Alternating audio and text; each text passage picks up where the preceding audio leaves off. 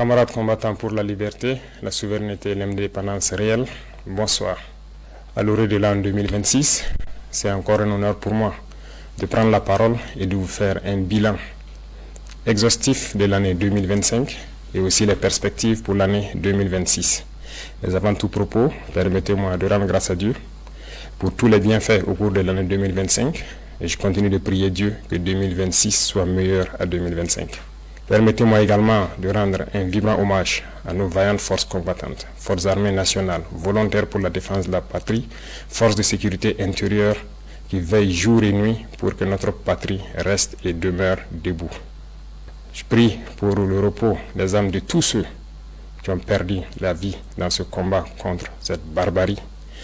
Et également, je souhaite prompt rétablissement à tous ceux qui ont été blessés physiquement, mentalement dans cette guerre.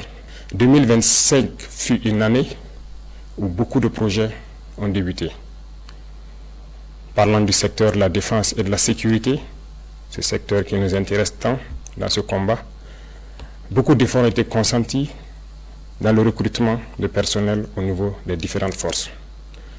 Également, plusieurs formations ont été entamées au sein de nos propres armées de façon endogène, ce qui a permis de créer beaucoup d'unités spécifiques qui font un travail remarquable sur le champ de bataille. En termes d'équipement, il y a eu l'arrivée au cours de l'année 2025 de beaucoup d'équipements lourds, mais également des équipements stratégiques que nous n'avons pas voulu présenter. Cet équipement va se poursuivre et le renforcement des effectifs va également se poursuivre au cours de l'année 2026 et la guerre va continuer à s'intensifier et notre armée va continuer de monter en puissance. Plusieurs opérations ont eu lieu sur le théâtre des opérations. Nous retenons principalement une opération audacieuse qui a été lancée il y a 2 mois de cela, l'opération qui a été baptisée l'Almazga, en français mur de glace. Cette opération audacieuse a permis à nos forces combattantes de se poser dans les sanctuaires de l'ennemi, là où depuis 5-6 ans on croyait impossible d'atteindre, nos unités ont mis pied et ont reconquis ces zones. Ces opérations ont permis donc la reconquête de plusieurs dizaines de villages, en passant par la région donc de Nakambe, Napade notamment aux abords donc du barrage de Kompianga, en remontant par Namungu dans le Goulmou, en passant par Zagadegan dans le Kulse, mais également la zone de Namsigia autour de Djibo et Toulfe entre Djibo et Titaou. Ces opérations ont été menées avec la plus grande audace et l'ennemi a été écrasé sur le passage de nos forces combattantes qui s'y sont installés et continuent leur progression au fur et à mesure. Les opérations vont se poursuivre jusqu'aux limites de nos frontières pour vaincre cette hydre terroriste qui trouble la quiétude de Burkinabé. L'armée va continuer à monter en puissance, les forces de sécurité intérieure également. Il y aura un petit changement qui va permettre au VDP de se projeter plus en avant pour appuyer les autres forces. Cette situation de conflit a également fait que nous avons malheureusement des personnes déplacées internes qui attendent toujours de rejoindre leur village. La reconquête se poursuit certes, mais au niveau de l'action humanitaire, nous avons entrepris un certain nombre de démarches au cours de l'année 2025, notamment en construisant des abris initialement pour ceux qui sont accueillis dans certains villages, mais pour ceux qui sont réinstallés, nous avons beaucoup d'efforts que nous avons consentis en reconstruisant des écoles, en faisant des fourrages, en aménageant des terres et pour pouvoir les réinstaller et qu'ils puissent vivre dignement au retour dans leurs villages respectifs. Nous allons poursuivre cette tendance parce que nous ne voulons pas que nos populations qui retournent dans leurs villages restent dans l'assistanat. Nous voulons qu'elles puissent contribuer, qu'elles puissent produire et pouvoir vivre dignement. Voilà pourquoi le ministère donc, de l'Action humanitaire est basé sur les différents ministères pour pouvoir accompagner toutes ces personnes déplacées internes initiales au retour dans leur village, de pouvoir s'installer et avoir donc de quoi travailler dans leurs villages respectifs. Cette dynamique va se poursuivre d'autant plus que beaucoup de villages sont en train d'être reconquis à l'instant même où je parle. Chaque villageois qui se réinstalle doit pouvoir travailler et se nourrir lui-même. Parlant du domaine de la santé, plusieurs efforts ont été consentis. Il s'agit notamment donc de la construction de centres médicaux communaux qui ont vu le jour en 2025 et cette dynamique va se poursuivre. Certains sont en phase de finition, mais d'autres sont donc en début de construction. L'équipement de ces centres va permettre de rehausser donc le niveau de l'offre de soins au niveau de nos populations. Pour les centres existants, le plateau technique a été amélioré en termes de laboratoire, en termes d'imagerie. Ces offres de soins vont continuer de s'améliorer au profit de nos populations, mais également au profit donc des populations de nos pays voisins, parce que le nombre de patients venus des pays voisins a connu donc un accroissement considérable au cours de l'année 2025, dû principalement à notre politique de revoir à la baisse les coûts des prestations de santé. Nous allons poursuivre dans cette dynamique au cours de l'année 2026, avec la pose aussi des pierres de 9 centres de santé à l'image du centre de santé de Pala. Toutes ces infrastructures vont donc connaître un début au cours de l'année 2026. Dans le domaine de l'éducation, plusieurs projets ont eu lieu, notamment donc la mutation et la modernisation de nos structures éducatives, des constructions qui désormais vont aller en hauteur. Et donc, il y a un projet pour que 2026 soit le début effectif de l'implémentation de ce type de centres d'éducation tout au long de l'année et partout sur le territoire national. Vous savez bien que nous sommes dans une mutation pour amoindrir un peu l'effet de l'enseignement général et mettre l'accent sur l'enseignement technique et professionnel. Cette mutation est en cours. Beaucoup de lycées techniques et professionnels verront le jour, mais également très bien équipés pour pouvoir répondre aux besoins de développement de notre patrie. Du côté de nos étudiants, beaucoup de centres universitaires verront le jour donc, au cours de l'année 2026, mais déjà en 2027, nous avons commencé la construction d'un certain nombre d'amphithéâtres et de bâtiments pédagogiques. Certains sont en phase de finition et d'autres finiront en 2026. Nous poursuivrons cette dynamique pour permettre à tous les centres universitaires, à toutes les universités, de pouvoir étudier de façon digne et aussi la modernisation en ce qui concerne l'Internet et l'éducation virtuelle va se poursuivre parce que nous venons d'acquérir donc un certain nombre de serveurs au profit uniquement des universités pour que les étudiants puissent avoir des bibliothèques en ligne et cette dynamique va se poursuivre. Les laboratoires vont continuer à monter en puissance et nous allons ainsi donner un espace à nos étudiants de faire des cours théoriques mais également de faire la pratique et de s'exprimer pour que petit à petit leur éducation passe d'une éducation théorique à une éducation pratique pour la production au profit de nos populations. Dans le domaine des infrastructures, beaucoup d'efforts ont été consentis. Au cours de l'année 2025, comme vous le savez, 4 régions ont bénéficié de leur brigade de construction de routes. D'autres équipements spécifiques de terrassement et également de bitumage sont arrivés. Et au cours de l'année 2026, s'il plaît à Dieu, 4 autres régions en début d'année seront dotées de brigades de construction des routes et ça sera le début effectif de construction d'un certain nombre de routes nationales et départementales en plus des autoroutes qui sont programmées. Nous voulons aller à un rythme soutenu, ce qui nécessite que nous équipons toutes les régions avant de pouvoir nous projeter de façon efficace, comme cela a été le cas avec le lancement des travaux de l'autoroute. Nous avons opté de changer le modèle donc d'urbanisme. L'État va prendre en compte la construction de nos villes. Aujourd'hui, la construction de nos villes est un impératif parce que ce que nous vivons, le problème sanitaire est dû au fait qu'il n'y a pas d'assainissement dans nos villes. Les espaces sont trop grands et nous avons opté de construire en hauteur. 2026 verra le début de grands projets dans ce domaine d'urbanisation et de concentration des populations pour exploiter l'espace et pouvoir assainir pour que nos populations puissent vivre dignement et en très bonne santé dans des centres assez propres, côté environnement et côté sanitaire. Dans le secteur minier, 2025 a connu des innovations majeures. Il s'est agi pour nous de faire en sorte de nous approprier de nos ressources minières, ce qui a conduit l'État à d'abord s'approprier d'un certain nombre de mines en rachetant avec certains partenaires, mais également en se mettant à l'exploitation des mines tant industrielles que semi-mécanisées, à travers la création donc de la SOPAMIB. Également, les sorties d'or incontrôlées ont connu donc une baisse significative à travers la création de la SONASPE qui a permis d'avoir un contrôle tant sur l'orpaillage traditionnel que sur l'exploitation industrielle donc, de nos ressources minières. Le secteur de l'énergie va connaître également une mutation en 2026 à travers la création d'une initiative. Une initiative qui va être axée sur l'eau et l'énergie pour permettre à nos populations de bénéficier d'eau potable partout où elles sont et également de bénéficier de l'électricité pour pouvoir vaquer à leurs occupations. Dans ce sens, nous avons entamé en 2025 un certain nombre de projets pour accroître l'offre d'énergie et aussi être indépendant pour diminuer les importations d'énergie au Burkina Faso. Chers frères et sœurs, chers parents, 2025 a été une année riche en termes d'agriculture et d'élevage.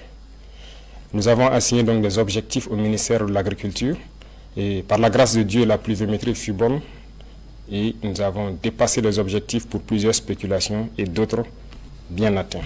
L'autosuffisance alimentaire, qui est un combat de tous les jours que nous menons, nous pouvons dire aujourd'hui que nous avons atteint l'autosuffisance alimentaire au cours de l'année 2025. Nous allons poursuivre les efforts dans le secteur de l'agriculture, notamment en rachetant des machines tant pour les labours que pour les récoltes, en faisant des labours gratuits, fortement subventionnés au profit de nos populations, en subventionnant les intrants et également en leur fournissant des semences de qualité produites par nos chercheurs. Beaucoup de terres sont en train d'être récupérées par nos forces combattantes. Nous allons rapidement nous mettre à la tâche dès le début d'année dans l'aménagement de ces terres pour permettre à ces populations qui se réinstallent de pouvoir exploiter de façon sereine leurs terres et accroître nos productions. Dans le même sens, nous encourageons tous ceux qui sont dans la transformation, à petite échelle comme à grande échelle, de poursuivre les efforts et tous ceux qui comptent venir dans ce secteur de rapidement s'y ruer parce que la production va continuer à s'accroître. Nous avons aussi créé l'ONBA pour que les retenues d'eau puissent être réalisées dans chaque village. Ainsi, il ne sera plus question de cultiver au bout d'une seule saison, mais nous espérons pouvoir cultiver 2 ou 3 fois au cours de l'année.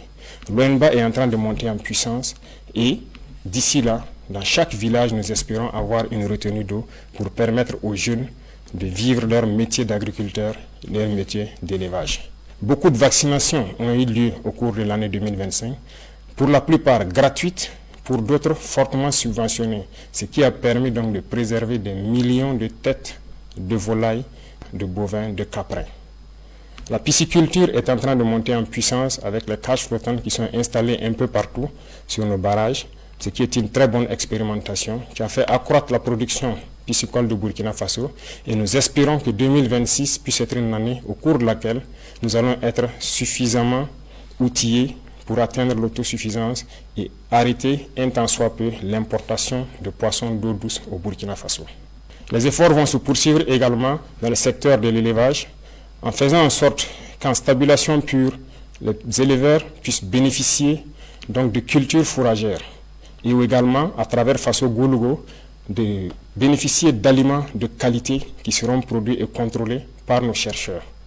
Tout cela contribue donc à atteindre l'autosuffisance alimentaire, mais également à participer à la transformation de nos matières premières et en vue d'une exportation vers certains pays amis qui voudront bien s'approvisionner au Burkina Faso. Camarades, dans le domaine de l'économie, 2025 a été une année prolifique pour le Burkina Faso.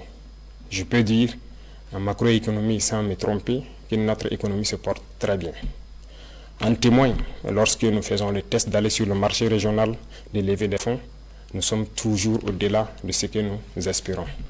Ce qui prouve la confiance des opérateurs économiques et de certains bailleurs africains au Burkina Faso. Nous allons poursuivre les efforts, tant dans le domaine des impôts, de la douane, mais également de la digitalisation des opérations pour diminuer le risque de fraude au niveau donc de notre économie. C'est dans ce sens qu'à partir de janvier, il sera lancé normalement la facture électronique certifiée qui doit permettre au commerce de pouvoir se faire sans corruption. Et cela permettra donc encore d'accroître les recettes de l'État et de pouvoir mener un commerce sain au profit donc de nos populations. Nous allons poursuivre les efforts dans le domaine de l'économie à travers une économie saine qui doit permettre à ce que les investissements soient structurants et continuent à diminuer les dépenses de fonctionnement au niveau de l'administration. Les efforts consentis au niveau de l'agriculture, au niveau de la défense et dans tous les secteurs des infrastructures, notamment en prenant en compte la construction de nos infrastructures nous-mêmes, permettent de faire beaucoup d'économies d'échelle. Dans le domaine de l'énergie et de l'eau, les initiatives qui vont venir doivent permettre également de faire des économies d'échelle et de pouvoir investir dans des secteurs structurants. Tout cela doit permettre à l'économie burkinabé de faire une avancée significative. En plus de cela, les ressources minières que nous allons exploiter par nous-mêmes maintenant doivent permettre en 2026 de faire un bond considérable en matière de PIB pour que le Burkina Faso puisse, dans un laps de temps, devenir une économie émergente à travers le monde. Dans le domaine donc de la culture, nous poursuivons les efforts, de sorte que nous revenons petit à petit à nos valeurs, à nos racines. Il n'y a que par cette manière que nous pourrons nous affirmer et développer notre nation. Je le dis parce que revenir à l'éducation technique et professionnelle et en combinant cela avec nos valeurs, nos connaissances endogènes, nous pouvons créer et innover à partir de ce qui existe et pouvoir arrêter un tant soit peu les importations d'un certain nombre de produits au Burkina Faso. Il y a beaucoup de savoirs endogènes qui permettent de transformer déjà nos matières premières. Il suffit d'ajouter de la science pour que cela puisse nous aider. Et la culture fait partie de tout cela et participe activement au développement de notre nation. Sur nos valeurs endogènes, nous allons mettre l'accent au niveau de nos écoles et des tout-petits. Parce que le Burkinabé, l'homme intègre, a des valeurs qui nous ont été léguées par nos ancêtres. Des valeurs d'honnêteté, des valeurs d'intégrité, des valeurs de dignité et des valeurs de patriotisme. Et tout cela pourra s'enseigner à travers la culture, aussi au niveau des tout-petits, pour que nous construisions des Burkinabés de demain. Beaucoup d'événements culturels ont eu lieu en 2025, mais en 2026 également, beaucoup d'événements culturels auront lieu et il y a des grands projets dans le domaine de la culture. Mais tout cela, comme je l'ai dit, doit être axé sur nos valeurs ancestrales endogènes qui doivent permettre de créer de nouveaux Burkinabés basés sur nos propres valeurs. Tout cela doit faire la différence avec le Burkinabé que l'impérialisme a voulu bien construire au Burkina Faso. Le Burkinabé nouveau doit être quelqu'un qui se départit de toute corruption et qui doit mettre la patrie au devant de tout ce qu'il fait. C'est à ce sens que nous pourrons vaincre ce terrorisme qui nous menace également aujourd'hui, mais également pouvoir développer de façon consistante tout ce que nous produisons ici et pouvoir être une nation puissante et émergente. 2025 a été une année d'industrialisation également. Beaucoup d'unités industrielles ont vu le jour, notamment dans la transformation de nos matières premières, et beaucoup de ces unités ont été accompagnées par l'État à travers le Fonds burkinabé de développement économique et social, mais aussi des banques étatiques.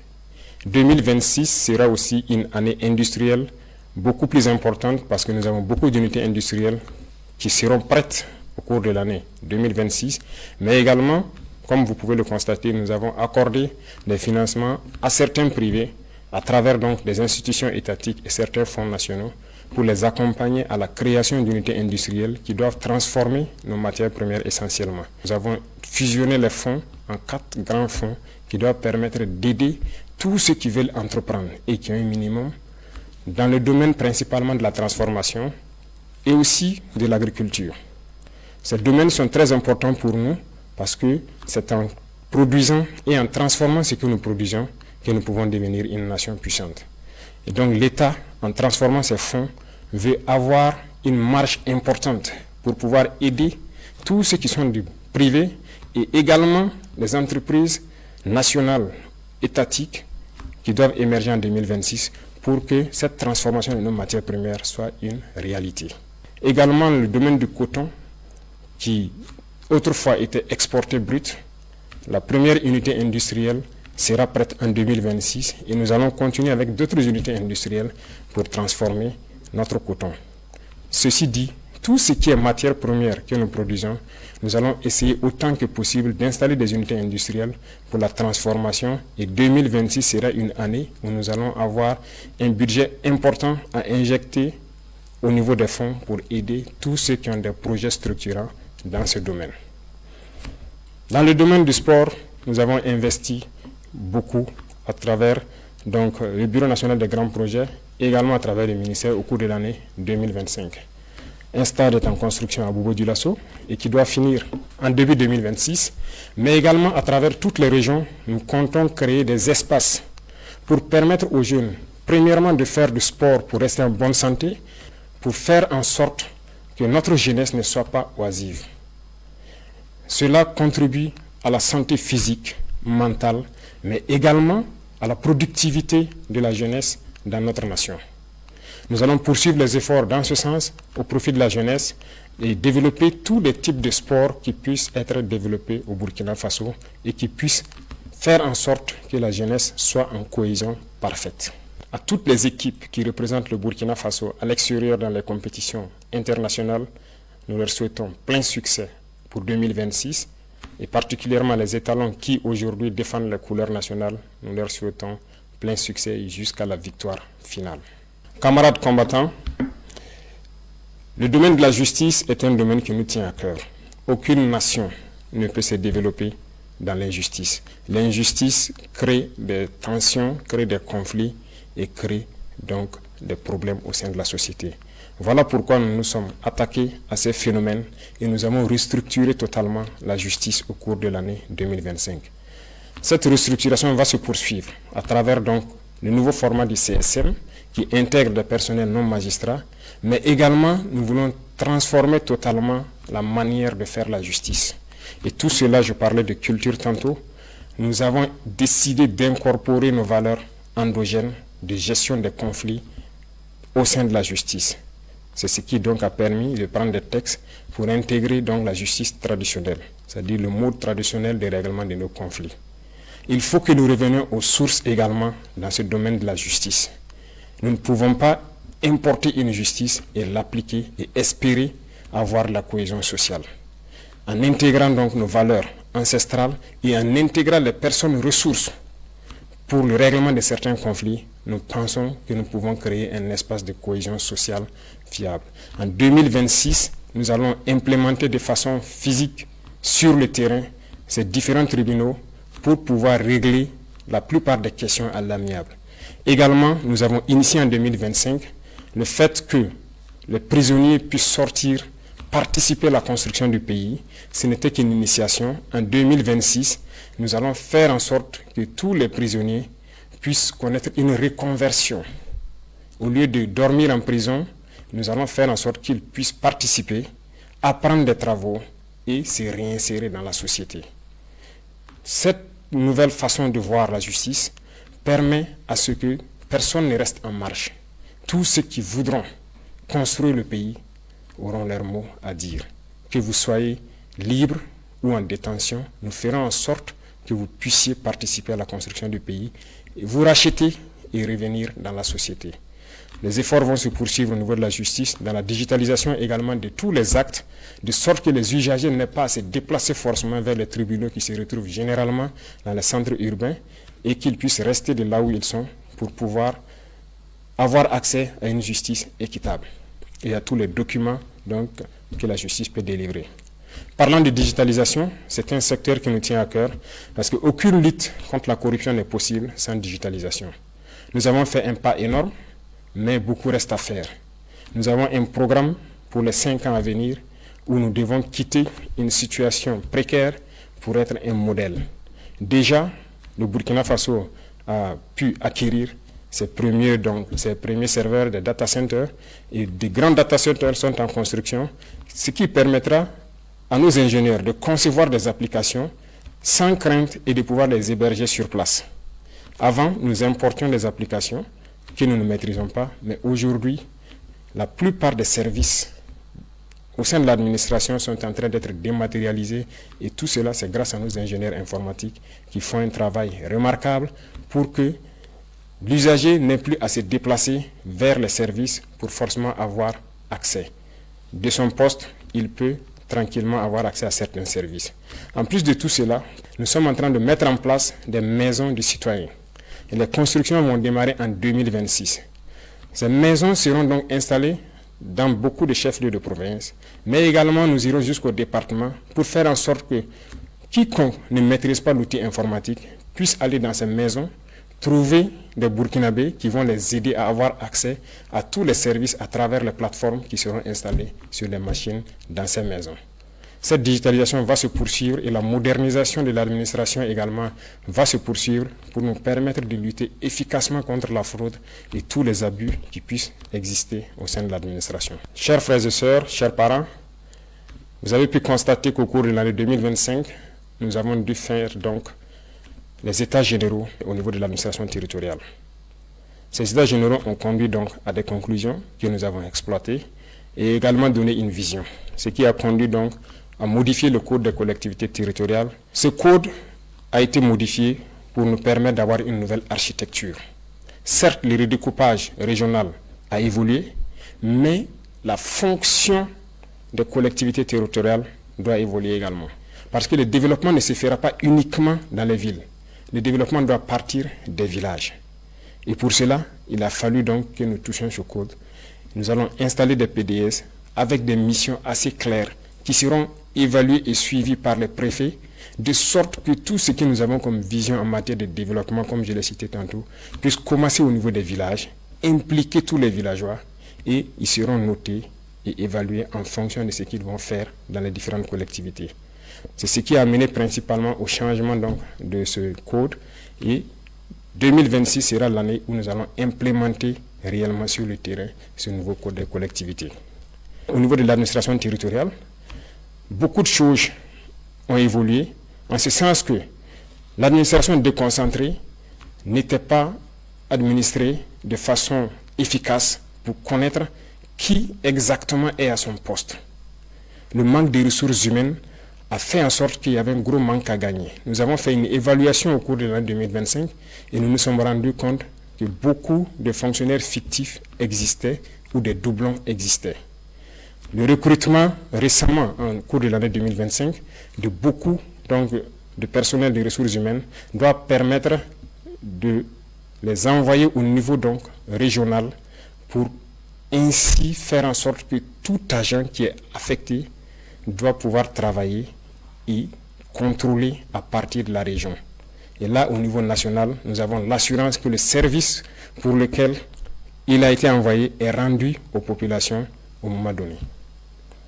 Cette modernisation va se poursuivre parce que ça doit s'accompagner d'une digitalisation. Du côté de la diplomatie, le Burkina Faso rayonne. Le Burkina Faso a allumé une lumière et cette lumière doit rester allumée pour toujours. Nous rayonnons à travers le monde et notre diplomatie est très active. Des changements auront lieu, certes, pour réorganiser le dispositif diplomatique à travers le monde entier, parce que la géopolitique nous l'impose. Et cette réorganisation a déjà commencé en 2025 avec un certain nombre de réajustements dans le traitement donc, des diplomates, mais la réorganisation spatiale à travers le monde entier aura lieu en 2026. Nous allons rediriger notre diplomatie en fonction de la géopolitique actuelle qui vient notre pays. Le Burkina Faso est un pays ouvert pour tous les partenaires, sincères, respectueux de notre souveraineté, de notre liberté et de notre dignité. Mais le Burkina Faso ne permettra à qui que ce soit, aucune puissance, de pouvoir nous imposer ce qu'elle souhaite. Voilà pourquoi nous devons continuer, partout où nous sommes, à faire en sorte que le drapeau du Burkina Faso flotte avec dignité.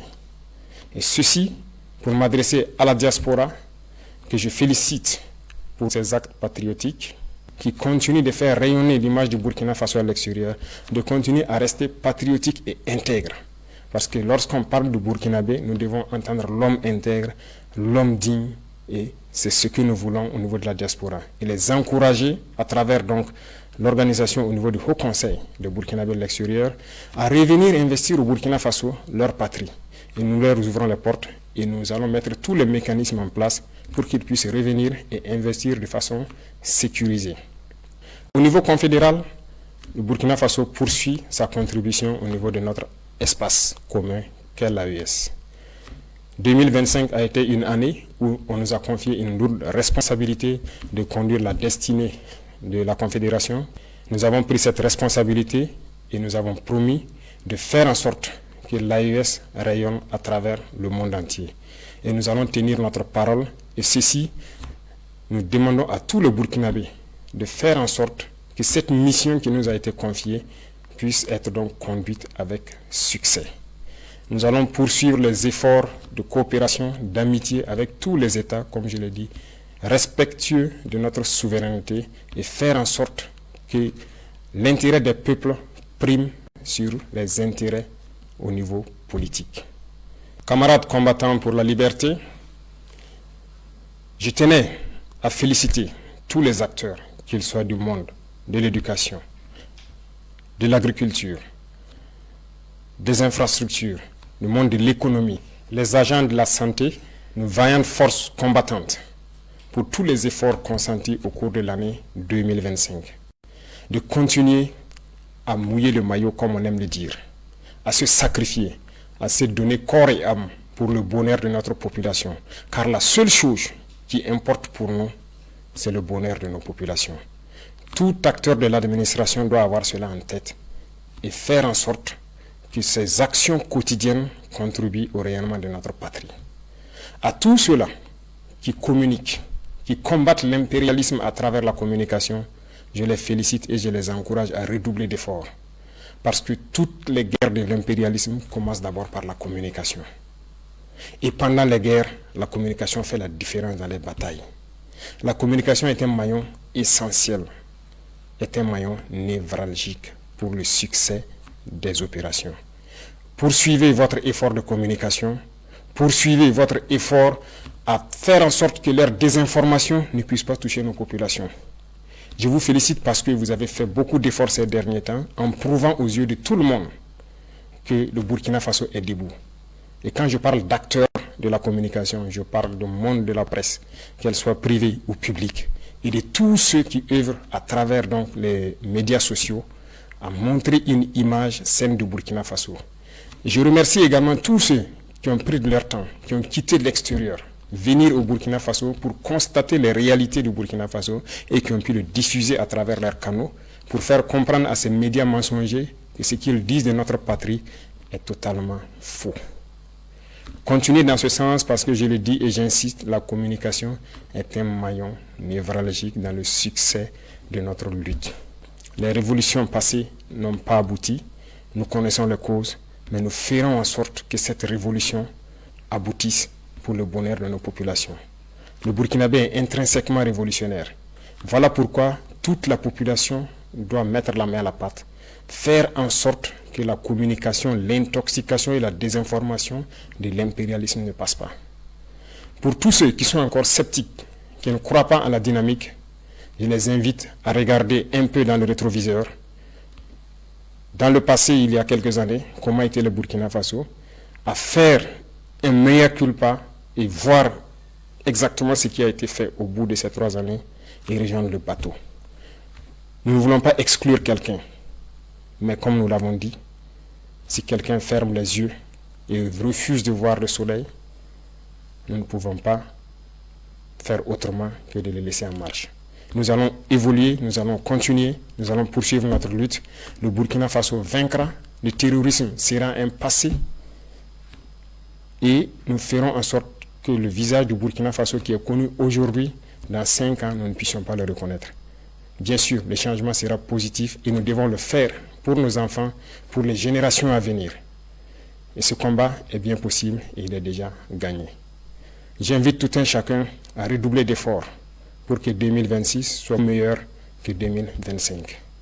Vive le Burkina Faso, vive notre patrie libre, digne, intègre et prospère. Bonne et heureuse année 2026. La patrie ou la mort, nous vaincrons.